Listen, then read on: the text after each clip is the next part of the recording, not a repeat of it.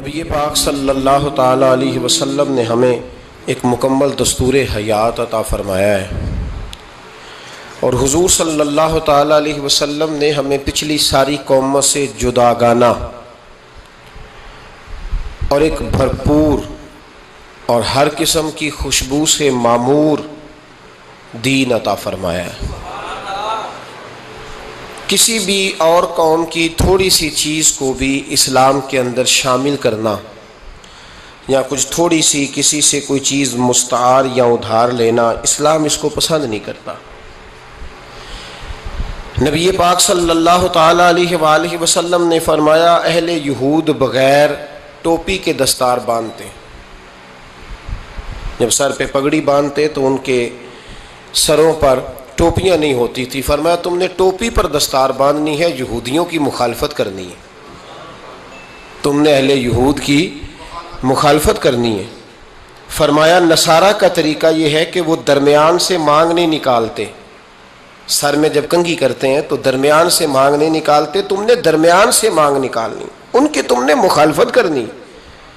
فرمایا آتش پرست یہودی اور بہت ساری قوموں کا طریقہ یہ ہے کہ مونچھیں بڑی رکھتے ہیں، داڑیاں چھوٹی رکھتے ہیں۔ فرمایا تم نے ان کی مخالفت کرنی ہے، مونچھوں کو پست کرنا ہے اور داڑیوں کو بڑا کرنا ہے۔ کوئی چیز کسی اور کی مستعار لے کر دین میں شامل کرنے کو نبی پاک صلی اللہ علیہ وسلم نے پسند نہیں فرمایا، پسند نہیں کیا۔ فرمایا یہ کام تم نے نہیں کرنا، تمہاری علیحدہ ایک شناخت ہے، تم مسلمان ہو، تمہارا اٹھنا بیٹھنا کھانا پینا چلنا سونا جاگنا حتیٰ کہ تمہارا نماز جنازہ بھی دوسروں سے منفرد ہے۔ تم لوگوں نے کسی اور قوم کی کسی تھوڑی سی بھی چیز کو اپنے معاملات میں شامل نہیں کرنا۔ اس کو کہتے ہیں دو قومی نظریہ،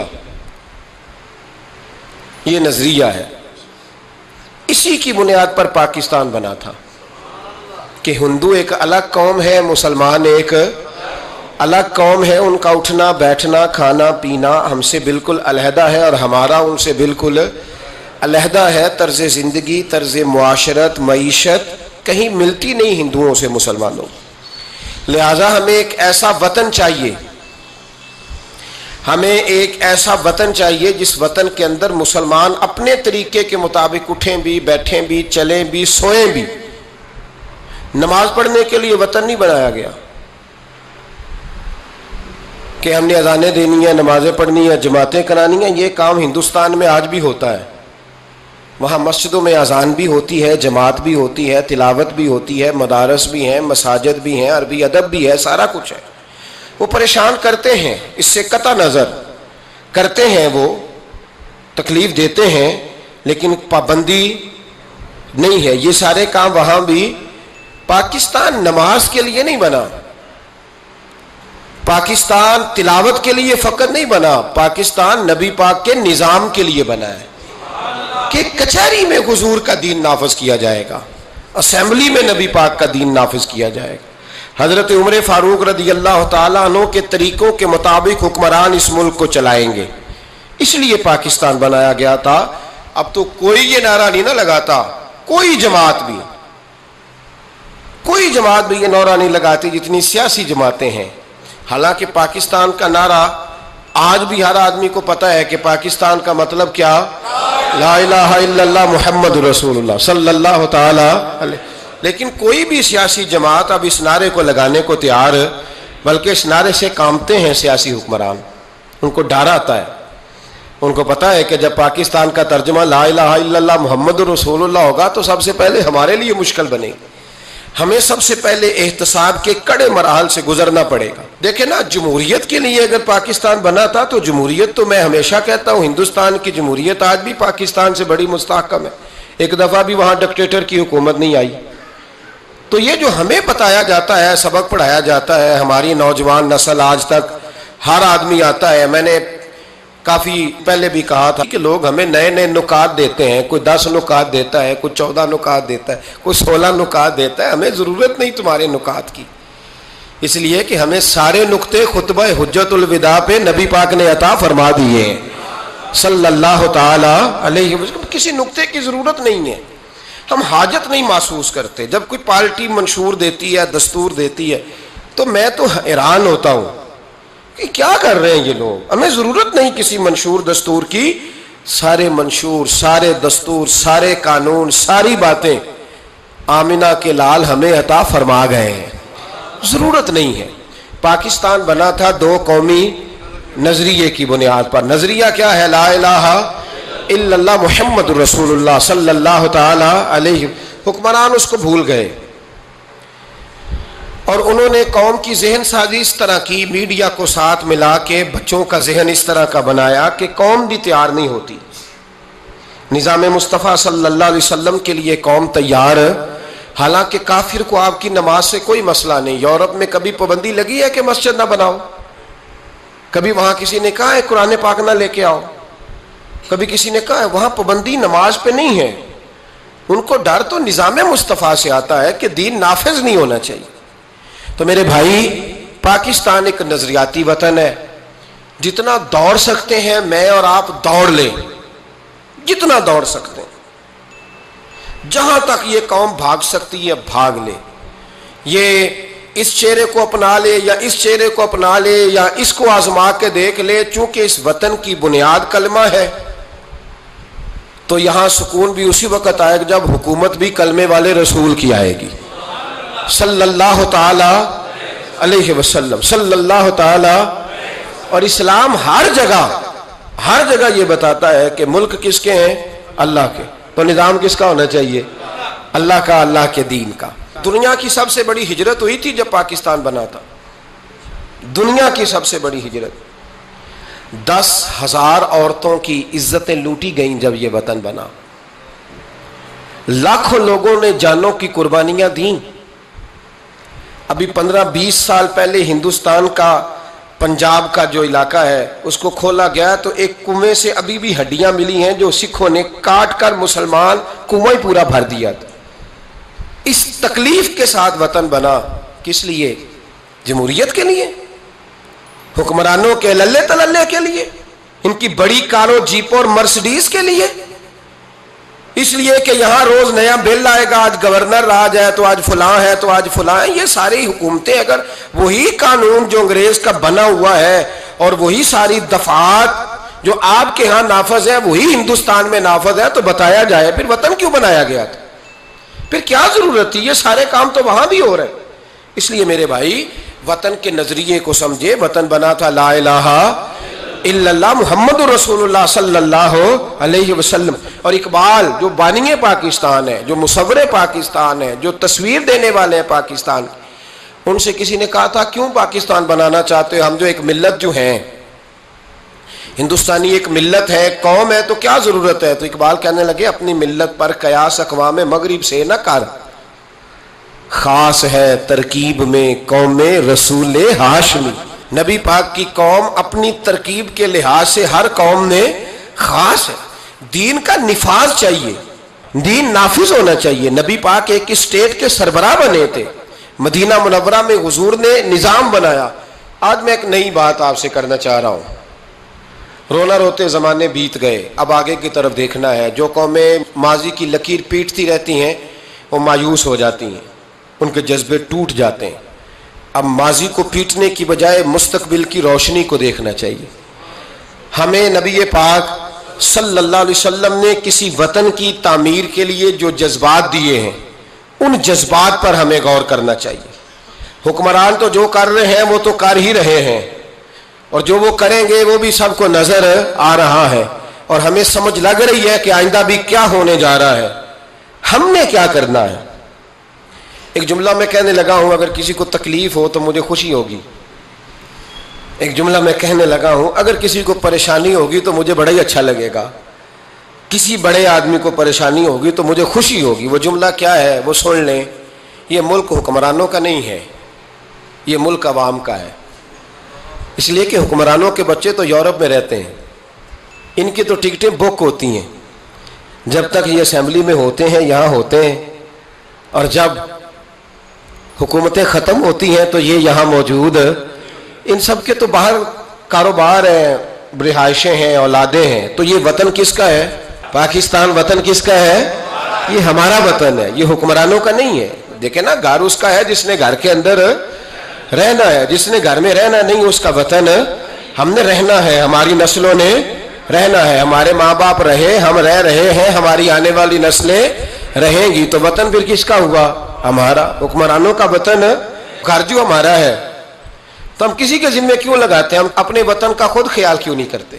ہم کیوں نہیں یہ محسوس کرتے کہ وطن سب سے پہلا کام 14 اگست ہے پاکستان کے عزم نو کے لیے، ایک روشنی کے لیے، نوجوانوں کے لیے چند باتیں کرنا چاہتا ہوں۔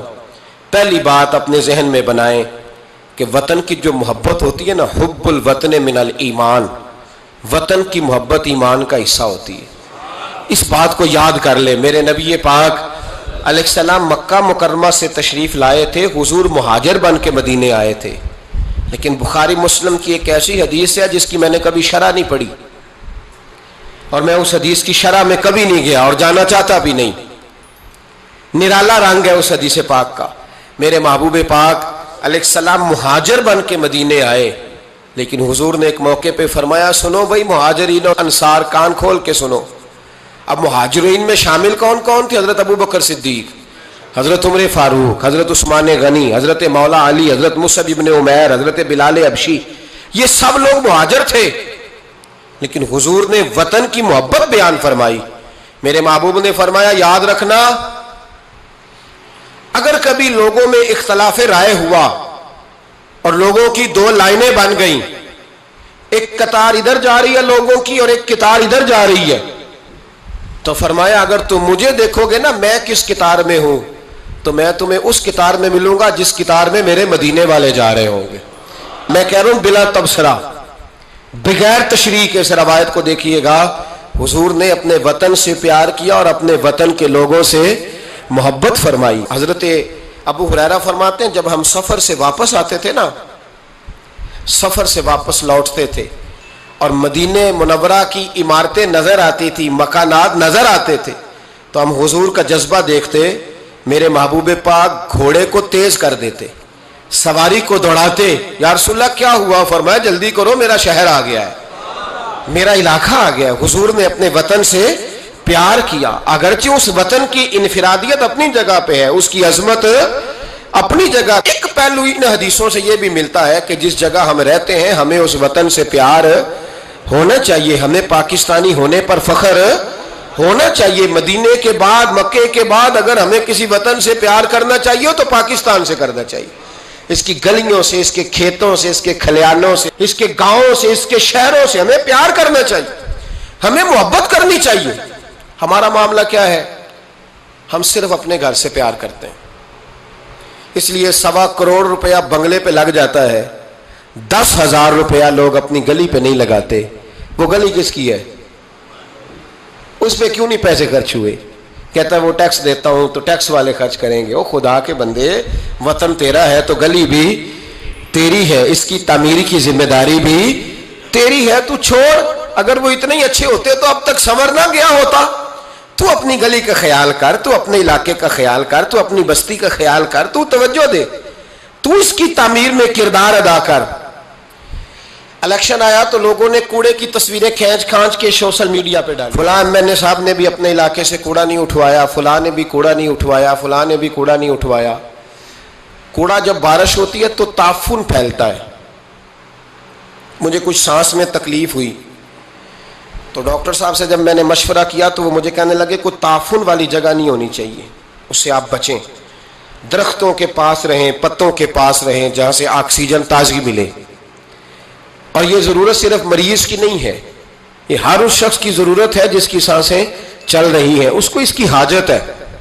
کوڑے پر جب بارش پڑتی ہے تو تعفن پھیلتا ہے، ایسی سخت بدبو آتی ہے جس سے امراض پیدا ہوتے ہیں۔ حکمران نے کوڑا نہیں اٹھایا، بلدیہ کے لوگوں نے ذمہ داری محسوس نہیں کی، ایم این اے صاحب کے حلقے میں ڈھیر لگے ہوئے کوڑے کے۔ لیکن ایک سوال ہے، پوچھنے کی اجازت ہونی چاہیے۔ وہ سوال یہ ہے کہ کوڑا اٹھانے والے نے تو نہیں اٹھایا، پر بتائیے کوڑا پھینکا کس نے تھا؟ جو آدمی سودا خریدنے کے لیے 4 گلیاں آگے جا سکتا ہے وہ کوڑا پھینکنے کے لیے بھی تو جا ہی سکتا ہے نا، اس کو پتا ہے نا کوڑا پھینکنے کی جگہ۔ پھینکا کس نے کوڑا؟ اچھا ایک بات اور ذرا آپ کی توجہ کے لیے، سوشل لوگ ہیں ہم معاشرے کا حصہ ہیں، ہمیں معاشرے میں لوگوں کی ضروریات درپیش رہتی ہیں۔ سوشل لائف میں اگر آپ تھوڑا سا آگے بڑھیں نا، آپ کے گھر میں جو بیٹی کا رشتہ دیکھنے آتا ہے نا، وہ جن چیزوں پر کمنٹس کرتا ہے نا، ان میں ایک چیز یہ بھی ہوتی ہے، وہ لوگ کہتے ہیں بھائی آپ کا گھر بھی اچھا ہے، آپ لوگ بھی اچھے ہیں، لیکن جس علاقے میں آپ رہ رہے ہیں نا، وہ علاقہ صاف ستھرا نہیں ہے، وہ علاقہ اچھا نہیں ہے، وہ اس چوک میں بھی کوڑا پڑا ہے، پچھلے چوک میں بھی کوڑا پڑا ہے۔ تو یہ جو گلیوں میں کوڑا پڑا ہوتا ہے نا، یہ اس مقامی لوگوں کی تہذیب کی عکاسی کرتا ہے۔ آپ اس پہلو پر یہ میں اپیل کر رہا ہوں، میں گزارش کر رہا ہوں، میرے بزرگ میرے دوست ناراض نہ ہو، میری بات پر توجہ دیں۔ اب سنیں میرے نبی پاک صلی اللہ علیہ وسلم نے ہمیں تربیت کیا دی۔ حضور علیہ السلام فرماتے ہیں، امام رازی نے تفسیر کبیر میں حدیث لکھی ہے، محبوب فرماتے ہیں قیامت کے دن اللہ تبارک و تعالی ایک گناہ گار کے بارے میں جنت کا فیصلہ فرما دے گا۔ وہ گناہ گار بڑا تھا، بڑا مجرم تھا، بڑا، بندے کو پتا ہوتا ہے نا اپنا کہ وہ کتنا گناہ، وہ گناہ گار نہ رب کے کرم پر رو پڑے گا، اپنے رب کی عطا پر شرمندہ ہو کے روئے گا، اور ہاتھ باندھ کے عرض کرے گا مولا میں تو جانتا ہوں میں کیا ہوں، ایسی کون سی میری نیکی تھی کہ تو نے مجھے بخش دیا۔ وہ خود شرمندہ ہو کے تڑپ کے بولتا ہے، تڑپ کے، میری اجرت میری محنت سے زیادہ کیوں ہے، میرے محسن تیرے احسان سے ڈر لگتا ہے۔ تو وہ خود بول پڑا، کہنے لگا مولا مہربانی فرما مجھے بتا یہ میرے اوپر کرم کیسے ہوا، میں تو اس قابل نہیں تھا۔ تو میرے محبوب پاک علیہ السلام فرمانے لگے، رب کریم اس سے فرمائے گا ایک دن رات کو نہ تو اپنی گلی سے گزر رہا تھا، دیکھنے والا کوئی نہیں تھا جو تیری تصویر کھینچ کے سوشل میڈیا پہ ڈالتا، کوئی اخباری نمائندہ نہیں تھا جو فٹافٹ اخبار میں خبر دیتا، کوئی لوگ نعرے لگا، تو اکیلا تھا، رات بھی تھی اندھیرا بھی تھا، گلی سے گزرتے ہوئے تیرے پیر سے کروڑا ٹکرایا تھا، رات تھی کوئی دیکھنے والا نہیں، تعریف کرنے والا نہیں، تو نے وہ روڑا اٹھا کے پھینک دیا تھا، کیوں پھینکا تھا؟ تو نیکی چونکہ اس کی نظر میں معمولی تھی تو وہ بھول چکا تھا، کہے گا یا اللہ وہ والا روڑا، وہ ایک روڑا مالک کریم، وہ تو میں نے اس لیے اٹھایا تھا کہ میرے محلے میں بوڑھے بھی رہتے ہیں، بیمار بھی رہتے ہیں، بچے بھی رہتے ہیں، کمزور بھی رہتے ہیں، اس لیے اٹھایا تھا کسی کو ٹھوکر نہ لگ جائے۔ میرے محبوب فرماتے ہیں عرش کے مالک نے فرمایا، رب کریم نے فرمایا تو رات کے اندھیروں میں روڑے اٹھا کے میرے بندوں کا خیال رکھے تو میں آج قیامت کے دن تیرا خیال نہ رکھوں؟ فرمایا اس ایک روڑے کے اٹھانے کی برکت سے میں نے تیرے لیے جنت کا فیصلہ فرما دیا ہے۔ تو اگر آپ اپنی ہی گلی کا کوڑا اٹھائیں، اگر اپنی ہی گلی کے روڑے اٹھائیں تو اس سے ہمارا وطن سنورے گا، اس سے ہماری گلیوں میں، ہمارے علاقوں میں، ہمارے محلے میں، ہمارے علاقے میں صفائی پھیلے گی۔ راولپنڈی میں سیاستدانوں نے اور سپورٹروں اور ووٹروں نے بڑی گندگی پھیلائی، پوسٹر لگائے، وہ پھٹتے تھے، بارش ہوتی تھی تو وہ گلیوں میں بہتے تھے، تباہی تھی۔ تو اخبار پہ سارا وہ ان بچوں کا وہ طریقہ آیا، انہوں نے کیا کیا کہ 15-20 بچوں نے مل کے پروگرام بنایا کہ گانے ڈالنے والے تو ڈال کے چلے گئے، میں نے شروع میں کہا ان کا تو وطن ہی نہیں، تو انہوں نے کہا کہ محلہ تو ہمارا ہے نا، اس گلی سے گزرنا تو ہم نے، تو ہم کیوں امید رکھتے ہیں کہ وہ جیتنے والا آئے گا یا ہارنے والا آئے گا اور وہی اٹھائے گا، گلی ہماری، محلہ۔ 15-20 پڑھے لکھے نوجوان، یہ تعلیم یافتہ طبقہ ہوتا ہے۔ تعلیم یافتہ طبقہ وہ نہیں ہوتا کہ لمبے بال رکھ کے تو گلی کے کونے پہ کھڑے ہو کے کہے یہ سارا محلہ جاہلوں کا ہے، دیکھو روڑی لگائی، یہ تعلیم نہیں، یہ جہالت ہے۔ تعلیم یافتہ وہ ہوتا ہے جو آگے بڑھ کے دابڑا لے کر، کئی اٹھا کر، کدال پکڑ کر وہ کوڑا اٹھائے، وہ تعلیم یافتہ بندہ ہوتا ہے جو وطن کی تعمیر میں اپنا حصہ ڈالے۔ ان نوجوانوں نے کام کیا، اسی وطن کے رہنے والے، اسی وطن کے باسی، وہ کہتے ہیں ہم 15 نکلے تھے، پھر سارا وطن اٹھا اور ڈھیروں اور ہزاروں علاقوں کے لوگوں نے ان کی تقلید کی۔ تو پہلا کام یہ کریں کہ وطن سے پیار کریں، دوسرا کام یہ کریں کہ اس کی صفائی میں اپنا حصہ ڈالیں۔ ہم کیوں انتظار کرتے ہیں کوئی گرانٹ آئے گی؟ میری ذاتی رائے یہ ہے، میری ذاتی رائے کہ جتنے گلی میں مکان ہوتے ہیں نا، سب کے گھروں کے اندر سہولیات ہوتی ہیں، وہ سارے اگر ملیں تو میرا خیال ہے ان کی اپنی گلی کا نظام صحیح ہو ہی سکتا ہے۔ تو آؤ مل کے اس وطن کو سنوارنے کی کوشش کریں، اس کی گلیوں پہ محنت کریں، اس کے کھیتوں پہ محنت کریں۔ اور تیسری بات، اس وطن کو سرسبز و شاداب بنائیں۔ کیا انداز ہے میرے محبوب کے سمجھانے کا، یہ بخاری کی حدیث ہے۔ میرے محبوب فرمانے لگے جس نے کوئی ایک درخت لگایا، جس نے کوئی ایک درخت لگایا یا پودا لگایا یا کوئی ایسی چیز لگائی، فرمایا اس سے کوئی انسان نفع اٹھائے یا اس سے کوئی جانور نفع اٹھائے، فرمایا جب تک لوگ نفع اٹھاتے رہیں گے رب لگانے والے کے نامہ اعمال میں نیکیاں درج فرماتا رہے گا۔ تو ہم کیوں درختوں کو کاٹتے ہیں؟ ہمیں چاہیے نا اس کو سرسبز و شاداب کرنے میں اپنا کردار ادا کریں تاکہ ہمارے وطن میں خوبصورتی پھیلے۔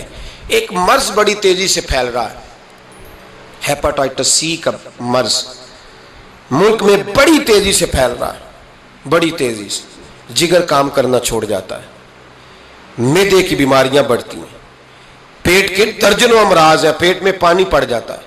ہمارے ایک ملک میں تو ڈائلسس کا نظام بڑا مردہ ہے، اللہ خیر کرے۔ محکمہ صحت پر اتنا بوجھ ہے لوگوں کا، لیکن لوگ ڈیوٹی نہیں کرتے، کام ہی نہیں کرتے، غصہ ہی بڑا آتا ہے۔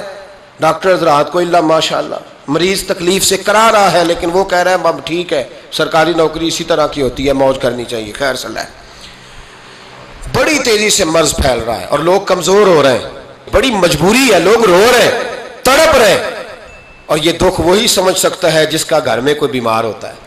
آؤ نا اس وطن کے لیے کچھ کریں، کوئی ہمت کرے، کوئی جدوجہد کرے، کوئی کوشش کرے، آؤ کچھ کرے اس کے لیے۔ کیا کرے؟ اس ہیپاٹائٹس سی کی بیماری سے لڑنے کا سب سے پہلا حل ڈاکٹر یہ بتاتے ہیں کہ پانی اگر لوگ صاف پینے لگ جائیں، اگر پانی صاف ملنے لگ جائے تو ان بیماریوں میں 90% کنٹرول ہو سکتا ہے۔ یار صرف صاف پانی، لیبارٹری کے ٹیسٹ کے مطابق جو بڑا مہنگا بور بھی ہے وہ بھی ₹1,00,000 سے نیچے ہے۔ ایک گلی میں اگر ایک بور ہو جائے ایسا جس کا پانی زبردست ہو تو کتنے لوگ ہیں جو بچیں گے؟ کتنے لوگ ہیں جو اس آزمائش سے بچیں گے؟ میں نے مسجد میں وہ بور کرایا ہے، ٹوٹی باہر نکالی۔ میں ایک دن رات کو 1:30 بجے آیا تو باہر ٹوٹی سے 2-3 لوگ پانی بھر رہے تھے، 2-3 لوگ، تو 1:30-2 بجے رات کے۔ تو میں نیچے اترا تو میں نے کہا خیریت ہے؟ اچانک میری طبیعت میں یہ خیال آیا کہ کوئی مجبوری ہو گئی ہوگی، اس وقت کوئی مریض نہ ہو۔ کہنے لگے پانی پینا تھا، گھر میں پانی ختم ہو گیا تھا، تو میں بھی دیر سے آیا ہوں، کہیں گیا ہوا تھا، ابھی پہنچا ہوں۔ تو گھر والوں نے بتایا تو میں نے کہا ٹھہر جاؤ، گھر والا پانی نہیں پینا، میں آپ کو وہ پانی لا کے دیتا ہوں جو لیبارٹری سے ٹیسٹ شدہ ہے، اور 3-4 دفعہ میں نے اس کو بھیج کے ٹیسٹ کرایا۔ اب سنو اس کی بیس کیا ہے، اس کی بیس کیا ہے؟ ہم تو سمجھتے ہیں نا کل شریف پہ صرف چنے رکھنے چاہیے، ہم سمجھتے ہیں کل شریف پہ پھل آنا چاہیے اور بریانی پکنی چاہیے۔ ترمذی کی حدیث ہے، حضرت سعد رضی اللہ تعالیٰ عنہ کی اماں انتقال کر گئی، آنکھیں عرض کرنے گے یا رسول اللہ اماں فوت ہو گئی ہے، کچھ کرنا چاہتا ہوں۔ تو میرے محبوب نے فرمایا مدینے میں میٹھے پانی کے کنویں کوئی نہیں، قلت ہے، تو ایک کنواں کھدوا دے، لوگ پانی پیتے رہیں گے، رب کریم تیری اماں کو قبر میں راحت عطا کرتا رہے گا۔ حضرت سعد نے کنواں کھدوایا، قربان جاؤں محبوب کی عظمت پہ۔ میرے رسول پاک نے آج ہمیں صاف پانی پینا مہیا کرنے کے لیے کل 1450 سال پہلے نصیحت کر دی۔ فرمایا یہ کنواں سعد نے اپنی ماں کے لیے کھدوایا ہے، اس کا نام ہے سعد کی ماں کا کنواں، بیر ام سعد حضور نے اس کا نام رکھا۔ کتنا کو خرچ آئے گا اگر گلی والے سارے مل کے ایک صاف پانی کا بندوبست کریں، اپنے دوستوں کو، گلی والوں کو، محلے والوں کو اس وطن کی تعمیر میں اپنا کردار ادا کریں۔ اب کیوں توقع رکھتے ہیں صاحب کے چیئرمین صاحب ہی آگے کریں گے؟ وہ تو ملے نہیں کبھی، جن کی ڈیوٹی تھی گلی گلی گھومنے کی وہ تو کبھی آئے نہیں۔ یہ آپ کے چیئرمین ہیں، آپ کے ایم این اے، آپ کے ایم پی اے، یہ اتنی بلندی عظمت کردار نہیں رکھتے کہ یہ آئیں گے، ان کے پاس کہاں وقت ہے گلیوں میں گھومنے کا؟ اصل لوگ تو وہ تھے کہ 24 لاکھ مربع میل کے حکمران جناب عمر فاروق، لیکن چہرے پہ کپڑا ڈال کے ساری رات مدینے کی گلیوں میں گھومتے تھے، ہر دروازے کا خیال رکھتے تھے۔ پر کیا کریں، کس کو سمجھائیں، لوگ اپنی مرضی کرتے ہیں۔ آج میں عزم نو کی بات کر رہا ہوں، میں پاکستان کی تعمیر کی بات کر رہا ہوں۔ پہلی بات یہ کہ اس سے پیار کریں، دوسری بات یہ اس کی صفائی کریں، تیسری بات یہ یہاں درخت لگائیں، شجرکاری کریں، اس کو سرسبز کریں، چوتھی بات یہ کہ دیکھیں ہم کتنا کردار ادا کر سکتے ہیں، کسی کو کم از کم صاف پانی مہیا کر دیں۔ دیکھیں نا میرے نبی پاک علیہ الصلوۃ والسلام نے اعلان فرمایا، ایک یہودی کا قبضہ تھا میٹھے پانی کے کنویں پر، تو رسول پاک علیہ الصلوۃ والسلام نے فرمایا یہودی کا قبضہ ہے، مسلمانوں کو پینے کے لیے پانی نہیں دیتا۔ کیا خوبصورت اعلان ہے، پانی نماز کی بات نہیں ہو رہی، روزے کی بات نہیں ہو رہی، حج کی بات نہیں ہو رہی، پانی کی بات ہو رہی، پینے کے پانی کی۔ کتنا بڑا اعلان ہے، لوگوں نے دین کو محدود کر دیا ہے کہ با مسجد کے اندر آ کے نماز پڑھنا ہی خالی مذہب ہے، روزہ رکھنا ہی خالی مذہب ہے۔ میرے محبوب پاک علیہ السلام نے کیا ارشاد فرمایا؟ حضور نے فرمایا یہودی کا قبضہ ہے، لوگوں کو پینے کے لیے صاف پانی نہیں دیتا، میٹھا پانی نہیں دیتا۔ منبر پر مسجد نبی پر اعلان کر رہا ہوں، حضور فرمانے لگے جو اس سے کنواں خرید کر وقف کرے گا یہ میرے ہاتھ میں جنت کی ٹکٹ ہے۔ حضور فرمانے لگے مصطفیٰ کا وعدہ ہے پانی کے لیے، یعنی پینے کا پانی، یعنی لوگوں کے حلق سے پانی اترے۔ جاگو جاگو، وطن کے لیے کرو، محنت کرو، آگے بڑھو۔ میرے رسول پاک علیہ السلام نے فرمایا جو میرے مدینے والوں کے لیے پانی کا کنواں وقف کرے گا میں جنت دیتا ہوں۔ حضرت سیدنا عثمان غنی پہنچ گئے، اس کے پاس پہنچے، 6,000 یا 7,000 دینار کا کنواں تھا۔ اس نے کہا میں ایک دن کے لیے دوں گا، صرف ایک دن میری باری، ایک دن 6-7 ہزار دینار مانگے، حالانکہ کنواں 6-7 ہزار دینار کا کل تھا۔ مسجد کے لیے زمین کی بات نہیں ہو رہی، مدرسے کے لیے زمین کی بات نہیں ہو رہی، کنویں کے لیے پینے کا پانی لوگوں کو مہیا کرنا ہے، عام عوام کو۔ اور اس وقت صرف بات بھی مسلمانوں کی نہیں، یہودی بھی پیئیں گے، دیگر لوگ بھی پانی پیئیں گے۔ میرے نبی پاک علیہ السلام کے غلام نے کہا کنواں دے دے۔ کل کنواں سارا 6-7 ہزار دینار کا تھا۔ کہنے لگا میں نے نہیں دینا۔ جناب عثمان بیٹھ گئے، فرمایا تو بات کر کتنے کا دے گا؟ اس کے منہ سے نکل گیا 40,000 دینار۔ 40,000 دینار۔ مسجد کی زمین نہیں خریدی جا رہی، ادارے نہیں بن رہے، اگرچہ یہ اصل ہے دین کی، خریدنی چاہیے۔ پانی کا کنواں، وطن کی تعمیر۔ جناب عثمان غنی رضی اللہ تعالیٰ عنہ فرمانے لگے تو نے اپنی اوقات کے مطابق پیسے مانگے، ورنہ میں تو 60,000 دینار لے کے آیا تھا، تیری اوقات اتنی تھی، تو یہودی ہے نا، تمہاری اوقات اتنی ہے، نے اوقات کے مطابق مانگے، میں 60,000۔ اس نے کہا عثمان سمجھ نہیں آئی، ساری زندگی تجارت کرتے رہے ہو، 40,000 دینار کنویں کے لیے؟ آپ فرمانے لگے تو بے ایمان ہے، تجھے کیا سمجھ آئے گی؟ اگر کسی کو 40,000 کی جنت کی ٹکٹ ملے اور ملے بھی نبی پاک کے دستے مبارک سے، فرمایا یہ ہے ارض جنت، یہ طیبہ کی زمین ہے، جنت بھی یہی، مالک جنت بھی یہی ہے۔ آؤ پاکستان کی تعمیر کریں، آؤ اس کی گلیوں سے کوڑا اٹھائیں، اس سے پیار کریں، اس سے محبت کریں، یہاں درخت لگائیں، یہاں صاف پانی پینے کے لیے بندوبست کریں۔ اور میرے بھائی، میرا بچہ اگر تعلیم نہیں حاصل کرتا تو ساری انویسٹمنٹ اپنے بچے پر کرنے کی کیا ضرورت ہے؟ آگے بڑھو نا۔ وہ جو چائے والے کھوکے پہ چائے تقسیم کر رہا ہے وہ بھی بڑا لائق ہے، اس کے ابے سے ملاقات کرو، اس کو کہو لا یار میں تیرے بچے کا خرچ اٹھاتا ہوں، اس کو اسکول میں داخل کرا۔ ایک انجینئر ملے گا ملک کو، وہ جو گرمیوں کے موسم میں نا ٹھنڈے پانی کا کولر لے کے بس کے پیچھے بھاگتا ہے نا اور آواز دیتا ہے ایک گلاس پانی کا لے لو، ایک گلاس۔ وہ بڑا ذہین بچہ ہوتا ہے، بڑا ذہین ہوتا ہے، اس کی ماں کو بھی بڑا چاؤ ہوتا ہے یہ افسر بن جائے، اس کے پاس پیسے نہیں ہوتے، وہ غریب کا بچہ ہے۔ اس کو بلاؤ نا، اس کو کہو بیٹے آ۔ کبھی کبھی کسی چوک میں کسی ٹھیلے والی دکان پہ بریک لگتی ہے نا گاڑی کے، تو چھوٹے چھوٹے بچے دوڑ کے آتے ہیں، کہتے ہیں ہماری دکان سے سودا خریدو۔ ان میں بڑا ٹیلنٹ ہوتا ہے، بڑے ذہین ہوتے ہیں، لیکن نہ یہ امیر کے بچے ہوتے ہیں، نہ پیر کے ہوتے ہیں، نہ وزیر کے ہوتے ہیں، ان پر کوئی انویسٹمنٹ نہیں کرتا۔ آؤ آج ارادہ کریں کہ ہم ضروری تو نہیں کہ میرا بچہ ہی پڑھے، اگر میرا نہیں پڑھتا تو میں کسی کے بچے کو کتابیں خرید کے دے دوں، میں کسی کے بچے پر تھوڑی محنت کروں۔ آؤ میں تمہیں پھر لے چلوں مدینے کی گلی میں، میرے مصطفیٰ کریم صلی اللہ تعالی۔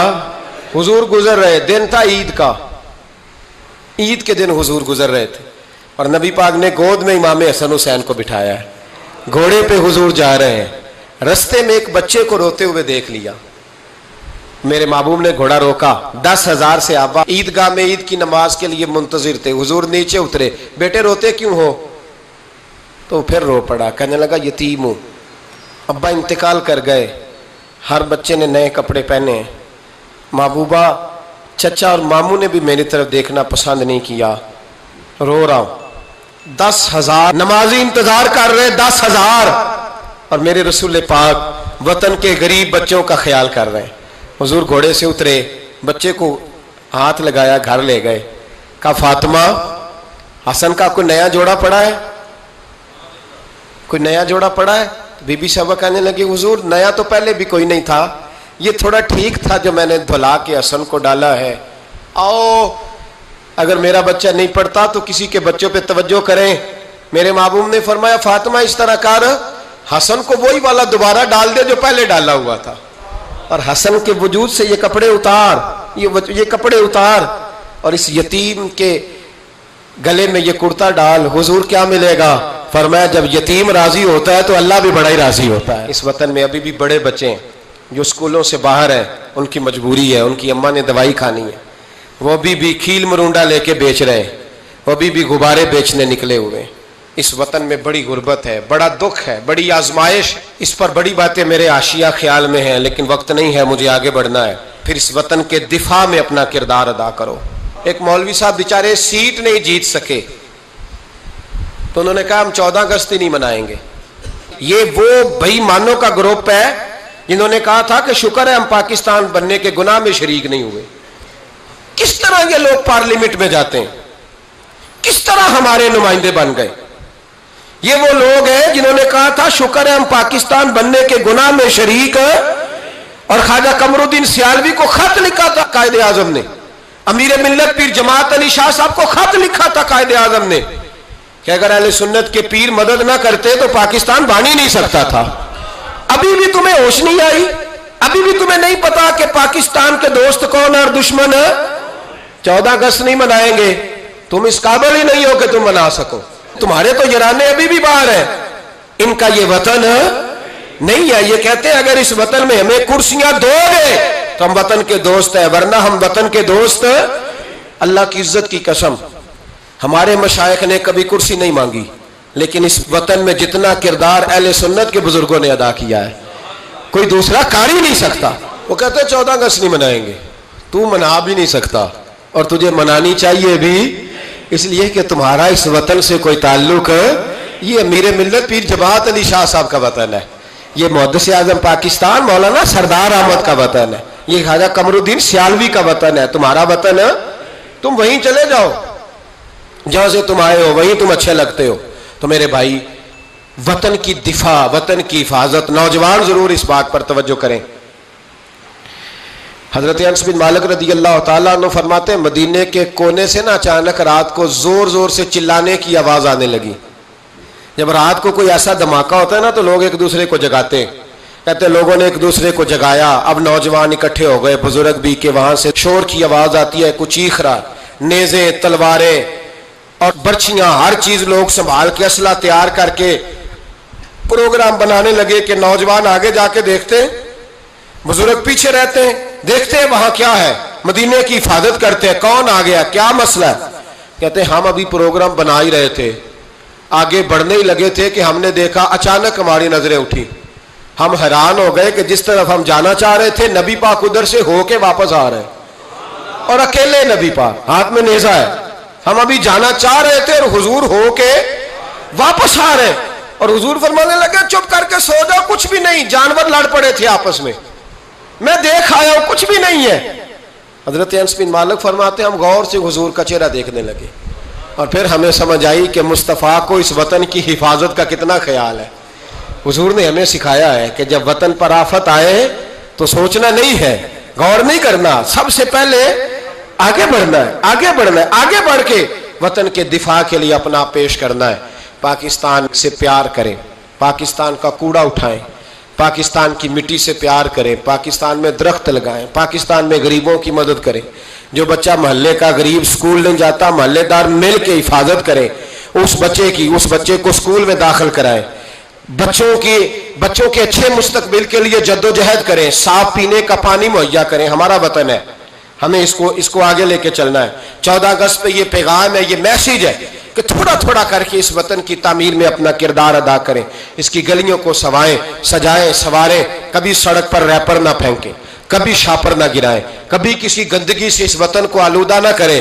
मेरे अरब को आई ठंडी हवा जहां से, मेरा वही वतन है, मेरा वही वतन है। इकबाल कहा करते थे कि हुजूर को यहाँ से ठंडी हवाएं आई हैं, इस वतन के लिए अपना किरदार अदा करें। देखें आप और मैं क्या कर सकते हैं, वो सारा कुछ करें। मेरी गुजारिश है कि कम से कम 5 बच्चे पढ़ाने का अहद करे एक बंदा, उनका आप तालीमी खर्च उठा सकें, तब किताबें लेके दे सकें, तब कोशिश करें कि 5 बच्चे कम से कम। हो सकता है ऐसा, अगर हर पाकिस्तानी 5 बच्चे पढ़ाने का इरादा कर लेना तो लाखों बच्चे स्कूलों में दोबारा से चले जाएंगे, लाखों बच्चे। थोड़ा थोड़ा ख्याल करें। और अगर कोई वो काम करे जो इमाम आजम करते थे, गरीब के बच्चे को ले आते थे और फरमाते थे मैं तेरे घर का खर्चा दूंगा, तू तालीम हासिल कर, इसी को वज़ाइफ कहा जाता है। ये काम करें। मेरी दुआ है ये वतन क़यामत की सुबह तक कायम रहे और इस वतन से रोशनियां फूटती रहें। ये उम्मत मुस्लिमा की क़यादत करे। आखिर दावा या अनिल हम्दुलिल्लाहि रब्बिल आलमीन।